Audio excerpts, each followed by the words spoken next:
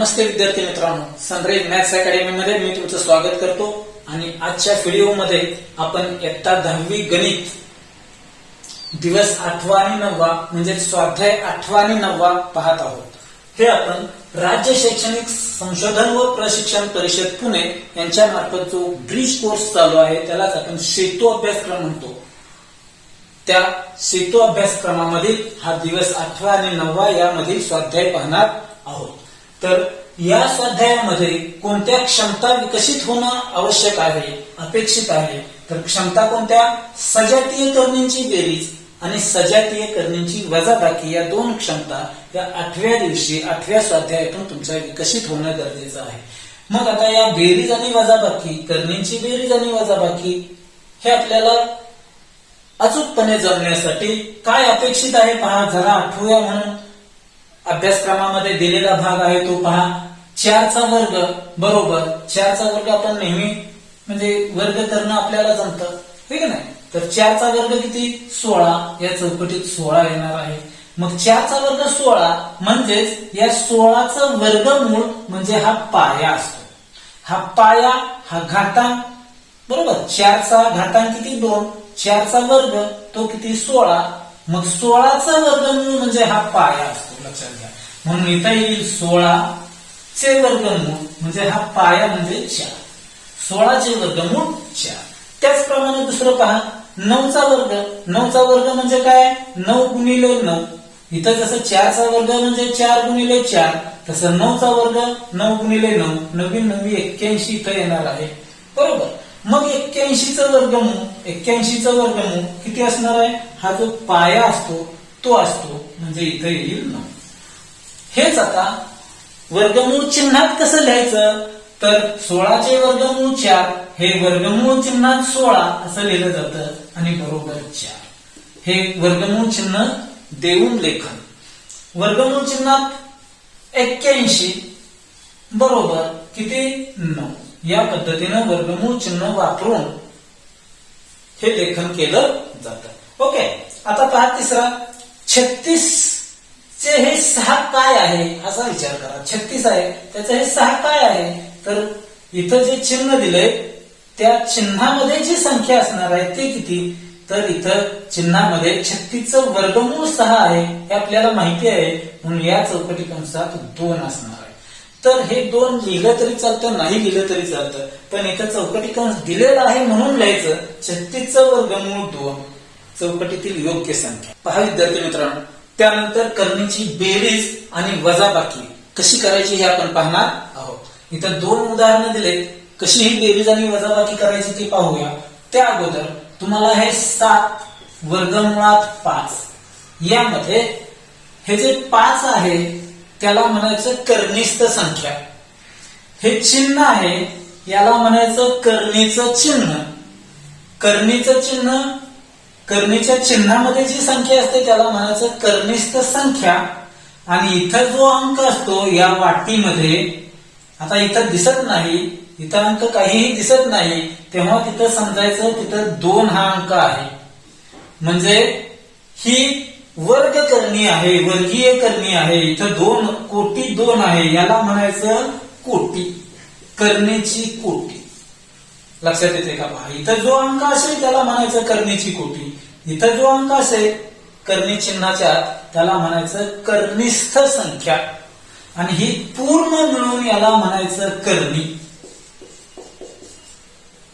वर्गमुळात 5 ही करणी आहे, वर्गमुळात 7 ही करणी आहे, ही अशी लिहिली जाते.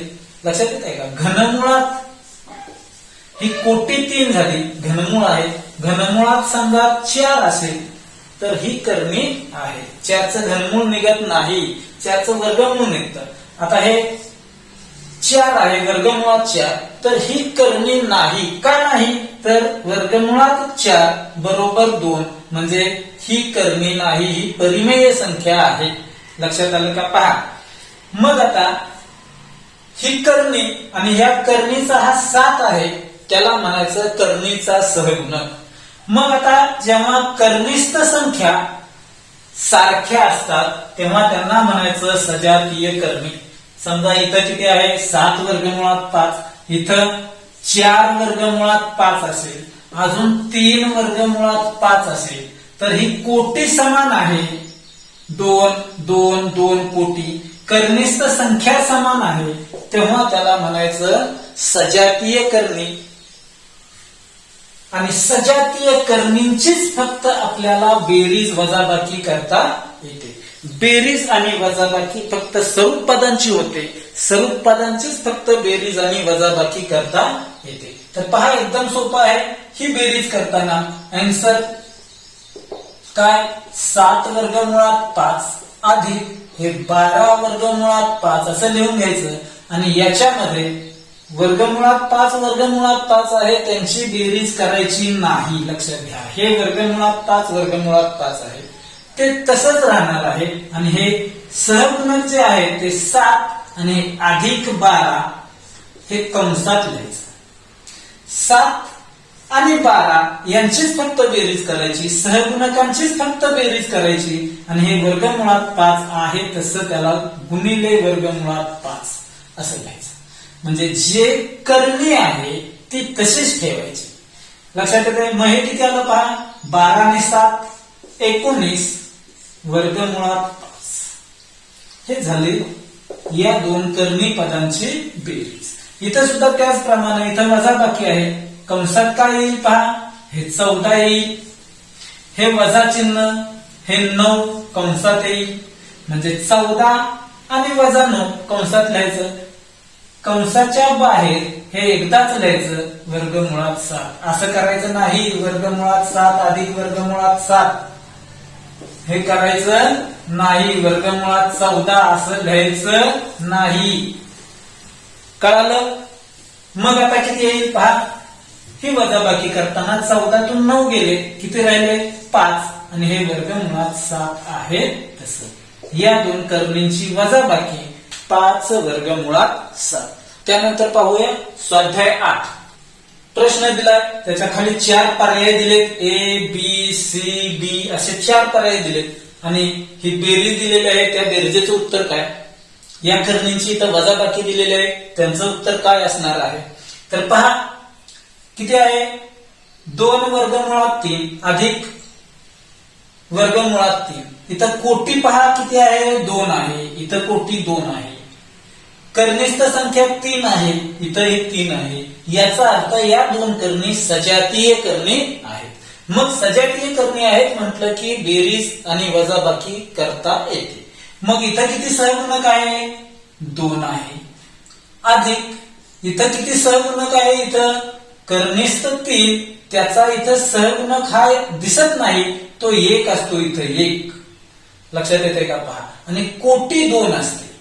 सहगुणक 1 आणि कोटी 2. इथं कोटी 2 सहगुणक 2. 2 अधिक हा 1 कंस पूर्ण आणि कंसाच्या बाहेर कर्णिस्थ 3 आहे, ते एकदाच लिहायचं आहे तसं. किती झालं बघा, 3 वर्गमुळात 3. 2 आणि 3 झालं आणि वर्गमुळात 3 आहे तसं. 3 वर्गमुळात 3 म्हणजे हा 3 वर्गमुळात 3. टी हा पर्याय आपलं करेक्ट उत्तर असणार आहे. ते या प्रश्नाच्या खाली उत्तर असं म्हणून तुम्ही लिहायचं आहे. टी असं लिहायचं. पुन्हा काय, 3 वर्गमुळात 3 असं स्वाध्यायामध्ये तुम्ही लिहायचं आहे जेव्हा तुम्ही स्वाध्याय सोडवणार आहात तेव्हा. इथं काय, 10 वर्गमुळात 5 वजा 4 वर्गमुळात 5 कंसात लिहा 10, हे वजा 4 कंस पूर्ण आणि वर्गमुळात 5 आहे तसं. बरोबर. 10 वजा 4 किती आलं, 6 आणि हे वर्गमुळात 5 आहे तसं लिहायचं. कळालं का. म्हणजे 6 वर्गमुळात 5 म्हणजे शी हा पर्याय आहे तसा इथं उत्तर म्हणून तुम्ही लिहायचं आहे. त्यानंतर प्रश्न क्रमांक 2, सोपे रूप द्या. यामध्ये पहा बेरीज आहे, वजाबाकी आहे. यामध्ये वजाबाकी आहे, वजाबाकी आहे. ओके. तर बेरीज वजाबाकीच करायला पण यामध्ये शिकायचं आहे. तर पहा पहिला प्रश्न आहे, आन्सर असं म्हणूया आणि आहे तसं लिहून घेऊया इथं. आणि मग आता याचं जरा निरीक्षण करा. काय आहे, कर्णी चिन्हात 7 आहे, इथे कर्णी चिन्हात 63 आहे, या कर्णी चिन्हात 7 आहे. कोटी समान आहे पण कर्णिस्थ संख्या वेगवेगळ्या आहेत. इथं 7 इथं 7 आहे म्हणजे स्वरूप कर्णी आहेत. स्वरूप करणींची फक्त बेरीज वजाबाकी होते. म्हणून इथं सुद्धा करणी चिन्हात 7च आलं पाहिजे, म्हणजे याचे आपल्याला अवयव पाडले पाहिजेत. असा अवयव पाडायचा की एक संख्या पूर्ण वर्ग संख्या असली पाहिजे.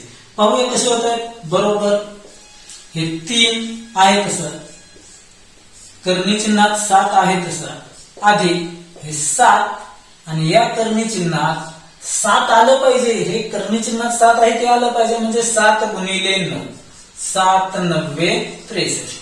9 ही पूर्ण वर्ग संख्या आहे हे लक्षात ठेवा. वजा वर्गमुळात 7 आहे तसं. या 9चा आता वर्गमूळ काढा. वर्गमुळात 9 आहे. वर्गमुळात 9 म्हणजे किती पाठीमागे पाहिलेलं आहे आपण. वर्गमुळात 9 म्हणजे 3. 3 आहे ते या करणी चिन्हाच्या या वर्गमूळ चिन्हाच्या बाहेरच्या बाजूला घ्यायचं आणि हे 3 या 7 ला गुणिले होते. कसं पहा.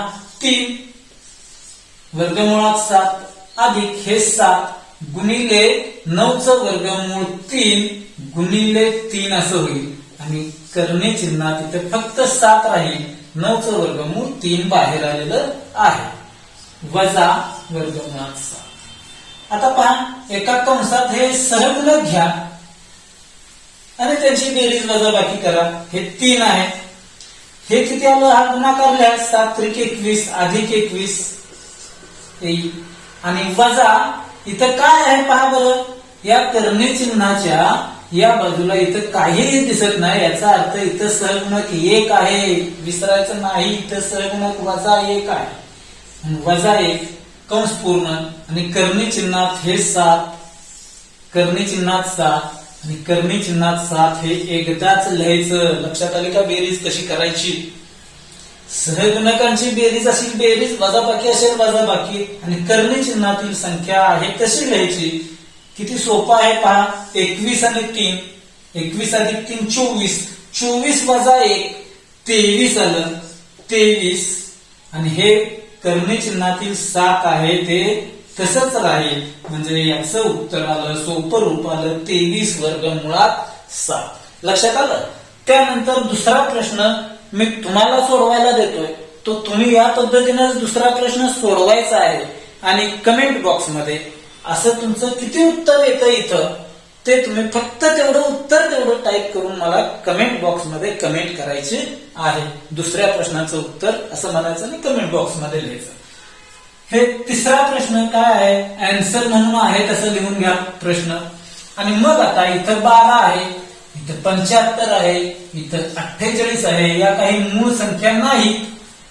मग आता याचं रूपांतर कसं करायचं तर याचा याचा आणि याचा मोठ्यात मोठा पूर्ण वर्ग अवयव असला पाहिजे. असा मोठ्यात मोठा पूर्ण अवयव शोधायचा. बघूया कसं येते ते. हे 4 वर्गमूळ चिन्हात 12चा मोठ्यात मोठा पूर्ण वर्ग अवयव 1 हे आहेच 12चा. 1 नंतर 4 पूर्ण वर्ग तर 4 त्रिकोण 12 येतो, म्हणजे 4 गुणिले 3, 4 गुणिले 3 12, 12 असं लिहिलं जाईल. वजा वर्गमूळ चिन्हात 25चाही पूर्ण वर्ग अवयव काढा. कोणता येतोय पहा. 4 नाही याचा अवयव, 16 ही याचा अवयव नाही, 25 पूर्ण वर्ग आहे म्हणून 25 त्रिक 75, 25 गुणिले 3 आलं. बघा इथंही 3 आलंय, इथंही 3 आलंय, म्हणजे आपण योग्य दिशेने चाललेलो आहोत. वजा 7 वर्गमूळ चिन्हात. आता हे 48 कसं लिहायचं तर 48चा एक अवयव आहेच. पुन्हा 4 पूर्ण वर्ग तोही आहे याचा अवयव. 4च्या पुढचा कोणता येतोय का बघा. 9 न भाग जातोय का याला नाही जात. 9 नंतर 4चा वर्ग 16 तर 16 त्रिक 48 जातोय, म्हणजे मोठ्यात मोठा अवयव काय आहे 16 गुणिले 3, 16 त्रिक 48. पहा हा पूर्ण वर्ग अवयव. इथंही 3 आलेला आहे पहा, म्हणजे करणी चिन्हात 3 राहील आणि हे पूर्ण वर्ग आहे त्यांचे जे वर्गमूळ आहेत ती त्या वर्गमूळ चिन्हाच्या बाहेर लिहिता येतील. हे 4 गुणिले या 4चं वर्गमूळ 2 बाहेर आलं पहा आणि करणी चिन्हात आहे तसं 3 राहिलं. तर बघा 4चं वर्गमूळ इथं गुणिले 4 गुणिले 4चं वर्गमूळ 2 वजा इथं 25 आहे त्याचं वर्गमूळ बाहेर 5 आणि वर्गमूळ चिन्हात 3 राहील. हे वजा 7 आहे तसं 16चा वर्गमूळ किती इथं येईल 4 येईल म्हणजे 7 गुणिले 4 आणि करणी चिन्हात हे 3 आहे तसं करणी चिन्हात 3 करणी चिन्हात 3 करणी चिन्हात 3 आहे तसं एकदाच लिहायचं आणि यांचा गुणाकार करून ते कंसात लिहा.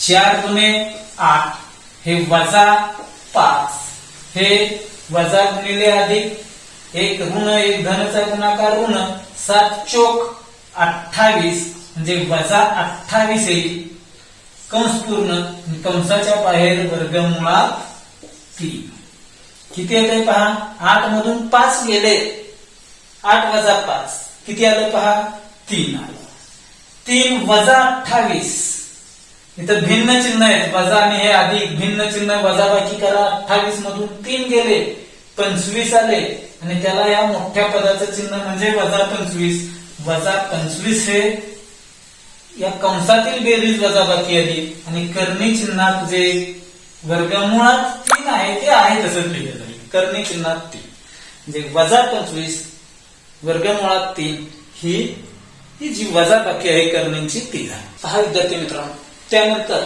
स्वाध्याय 9 दिवस 9 स्वाध्याय 9 त्यामध्ये कोणकोणत्या क्षमता विकसित होणं गरजेचं आहे तर करणीचा गुणाकार करता आला पाहिजे करणीचा भागाकार करता आला पाहिजे आणि छेदांचे परिमेयीकरण करता आलं पाहिजे या क्षमता आपल्याला विकसित करायच्या आहेत. तर त्यासाठी प्रश्न क्रमांक 1 अचूक पर्याय निवडा. पहिला प्रश्न 3 वर्गमुळात 6 गुणिले 2 वर्गमुळात 6 बरोबर किती 4 पर्याय दिलेले आहेत उत्तर शोधायचं आहे. 3 वर्गमुळात 6 गुणिले 2 वर्गमुळात 2 बरोबर इथं जो पूर्णांकी भाग आहे किंवा जो आपण सहगुणक म्हणतो त्यांचा गुणाकार करायचा कंसात 3 गुणिले 2 कंसात 3 गुणिले 2 पुन्हा काही करणी चिन्हात करणीमध्ये ज्या संख्या आहेत कर्निष्ठ संख्या त्या एकाच करणी चिन्हात लिहायच्या त्याही गुणाकाराच्या स्वरूपात 6 गुणिले 2 मग काय येईल पहा 3 दुने 6 येईल आणि हे करणी चिन्हात किती येईल 6 दुने 12 म्हणजे 6 करणी चिन्हात 12 ची पुन्हा फोड करा कशी की याचा अवयव पूर्ण वर्ग असला पाहिजे मोठ्यात मोठा पूर्ण वर्ग असला पाहिजे तो म्हणजे 4 गुणिले 3 4 एकूण 12 मग काय 4 चा वर्गमूळ 2 बाहेर घ्या 6 गुणिले 2 करणी चिन्हात 3 आहे तसं राहील आणि 6 गुणे 12 करणी चिन्हात किती असणार आहे 3 12 वर्गमुळात 3 कुठं आहे पहा 12 वर्गमुळात 3 सी हा पर्याय आपलं उत्तर असणार आहे. त्यानंतर भागाकार पहा कसा करायचा. दुसरं उदाहरण आहे 6 वर्गमुळात 12 भागाकार आहे छेदस्थानी लिहा 3 वर्गमुळात 6 बरोबर सहगुणक आहेत त्यांचा वेगळा भागाकार करा. करणी चिन्हात 12 आहेत करणी चिन्हात 6 आहेत एकाच करणी चिन्हात हा भागाकार लिहा 12 भागिले 6 पद्धत लक्षात येते का पहा सहगुणकांचा भागाकार 6 भागिले 3 करणी चिन्हात कोटी समान असल्यामुळं काय 12 भागिले 6 हे करणी चिन्ह आहे. मग इथं काय 3 एके 3 3 दुने 6 म्हणजे इथं 2 आलं आणि करणी चिन्हात किती राहतंय पहा 6 एके 6 6 दुने 12 इथं भाग जातो म्हणजे 2/1 म्हणजे 2च येतं म्हणजे 2 वर्गमुळात 2 कुठं आहे पहा पहिला पर्याय हे आपलं करेक्ट उत्तर असणार आहे. ओके. त्यानंतर प्रश्न क्रमांक 2 त्यामधील तिसरं आणि चौथं उदाहरण घेतोय. प्रश्न क्रमांक 1 आणि 2 एकदम सोपा आहे. आता पाठीमागे जे 2 उदाहरणं पाहिली योग्य पर्याय निवडा त्यासारखीच 1 आणि 2 उदाहरणं आहेत तुम्ही सोडवायची आणि उत्तर कमेंट बॉक्स मध्ये लिहून मला पाठवायचं आहे. पहा आता प्रश्न दुसऱ्यातला तिसरा सोपे रूप द्या. पहा काय आहे एका कंसात 2 करणींची बेरीज दिली इथं गुणाकार चिन्ह असतं 2 कंसांच्या मध्ये गुणिले क्रिया असते जर दिसत नसेल इथं क्रिया तर तिथं समजायची की गुणाकार ही क्रिया आहे. दोन कंसांचा हा गुणाकार आहे. दुसऱ्या कंसात वर्गमुळात 5 अधिक 3 वर्गमुळात 2 असा आहे. मग आता काय करायचं, या पहिल्या पदानं या पूर्ण कंसाला गुणायचं. बरोबर, वर्गमुळात 5 कंसात हा कंस लिहा, वर्गमुळात 5 अधिक 3 वर्गमुळात 2 कंस पूर्ण. पहिल्या पदानं या पूर्ण कंसाला गुणलं.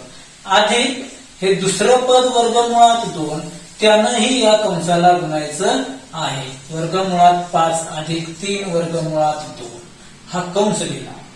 पहिल्या पदानं दुसऱ्या कंसाला गुणायचं, दुसऱ्या पदानं या दुसऱ्या कंसाला गुणायचं. आता कंसात गुणायचं म्हणजे काय करायचं, तर वर्गमुळात 5 न या पदालाही गुणायचं आणि या पदालाही गुणायचं. काय होईल, वर्गमुळात 5 गुणिले वर्गमुळात 5 यानं याला गुणलं अधिक वर्गमुळात 5 गुणिले हे दुसरं पद 3 वर्गमुळात 2 अधिक आता या पदानं या पदालाही आणि या पदालाही गुणायचं. वर्गमुळात 2 गुणिले वर्गमुळात 5 पहिल्या पदाला गुणलं. आता यानं दुसऱ्या पदाला गुणायचं अधिक वर्गमुळात 2 गुणिले 3 वर्गमुळात 2 या दुसऱ्या पदालाही गुणायचं. मग हा गुणाकार किती आला पहा, हा गुणाकार किती आला पहा, हा गुणाकार आणि हा गुणाकार आहे त्या क्रिया अगोदर. हे काय येईल, एकाच वर्गमुळात 5 गुणिले 5 म्हणजे 5 5 25 येईल. 5 5 25 अधिक हे पहा इथं 3 आहे, इथं 1 आहे. 3 एके 3 आणि एकाच वर्गमूळ चिन्हात 5 गुणिले 2 5 गुणिले 2 लिहूया आपण तसं. अधिक इथं एकाच वर्गमूळ चिन्हात 2 गुणिले 5 अधिक इथं 3 गुणिले इथला 1 3 एके 3 एकाच वर्गमूळ चिन्हात 2 गुणिले 2 म्हणजे किती आलं पहा, हे 5 आलं. 25 चं वर्गमूळ 5 अधिक 3 वर्गमूळ चिन्हात हे 10 आलं. 5 दुने 10 अधिक वर्गमूळ चिन्हात हे 10 आलं अधिक हे 3 गुणिले बघा आता इथं बेदुने 4 गुणाकार आला तर वर्गमुळात 4 हे वर्गमुळात 4 येतं इथं म्हणजे गुणिले 2. बरोबर का पहा, वर्गमुळात 2 गुणिले 2 4 आलं. 2 वेळा अवयव असेल तर तो एकदाच लिहा किंवा बेदुने 4 4 चं वर्गमूळ 2 म्हणजे किती आलं पहा, 5 अधिक हे जवळजवळ लिहा 3 दुने 6 अधिक हे 3 वर्गमुळात 10 अधिक वर्गमुळात 10 काय होईल पहा, 6 आणि 5 11 अधिक हे 3 आणि इथला 1 हे 4 येईल आणि वर्गमुळात 10 आहे तसं वर्गमुळात 10 आहे तसं म्हणजे 11 अधिक 4 वर्गमुळात 10. लक्षात येते का पहा, 3 आणि इथला 1 आहे त्यांची बेरीज कंसात येईल आणि वर्गमुळात 10 आहे तसं 3 आणि 1 4 वर्गमुळात 10. त्यानंतर महत्वाचा भाग पहा, छेदाचे परिमेयीकरण करणं. कसं करायचं, तर वर्गमुळात 11 आहे त्याचं परिमेयीकरण गुणक म्हणजे काय, तर वजा 11ला कोणत्या संख्येनं गुणल्यानंतर आपल्याला परिमेयी संख्या मिळते. ही अपरिमेय संख्या आहे, आपल्याला परिमेयी संख्या मिळवायची आहे, छेद परिमेय करायचा आहे. त्यावेळेस काय करायचं पहा, 1 छेद वर्गमुळात 11 याचं परिमेयीकरण करायचं आहे. त्यावेळेस याचाच परिमेयीकरण गुणक हाच असतो तर याला काय करायचं, वर्गमुळात 11नं गुणायचं छेदाला. त्याचप्रमाणे अंशाला सुद्धा वर्गमुळात 11नंच गुणायचं. ज्या संख्येनं छेदाला गुणतो त्याच संख्येनं अंशाला गुणायचं. या अपूर्णांची किंमत बदलत नाही. मग काय आलं पहा याचं उत्तर, हे काय आलं, एकाच करणी चिन्हात काय येईल, 11 गुणिले 11 11 गुणिले 11 याचा वर्ग 121 त्याचं वर्गमूळ पुन्हा काय निघणार आहे 11 आणि इथं 1 गुणिले हे येणार वर्गमुळात 11 म्हणजे किती आलं पहा, वर्गमुळात 11 छेद 11चा वर्ग 121 येईल आणि त्याचं वर्गमूळ म्हणजे 11च येईल. हा झाला छेद परिमेय. परिमेय संख्या आली ही 11 म्हणजे काय झाली, परिमेय. छेदाचं परिमेयीकरण झालं. त्यानंतर त्यातला दुसरा प्रश्न काय आहे पहा, 3/5 वर्गमुळात 7 3/5 वर्गमुळात 7 याचं परिमेयीकरण करायचं, या छेदाचं परिमेयीकरण. वर्गमुळात 7 अपरिमेय आहे, तो परिमेयी करायचा.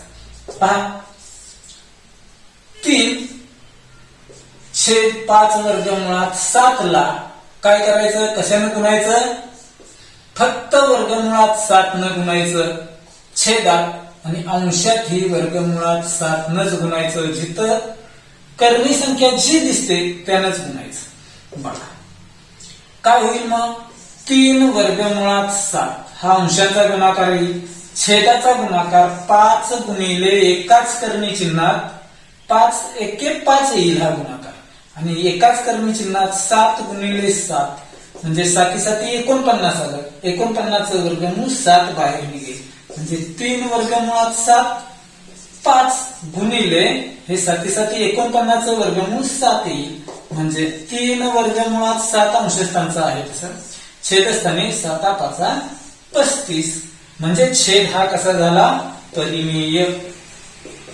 इथं अपरिमेय छेद आहे, इथं परिमेय झाला. तर पहा विद्यार्थी मित्रांनो, हा व्हिडिओ तुम्हाला पूर्णपणे चांगल्या पद्धतीने समजला असेल तर आपला हा व्हिडिओ मित्रांच्या पर्यंत शेअर करा, लाईक करा, कमेंट बॉक्स मध्ये कमेंट करायलाही अजिबात विसरू नका, आणि महत्वाचं म्हणजे आपलं हे चॅनेल आहे ते सबस्क्राईब करा, म्हणजे तुम्हाला असेच नवीन नवीन व्हिडिओ अगदी प्रथम पाहायला मिळतील. ओके, धन्यवाद.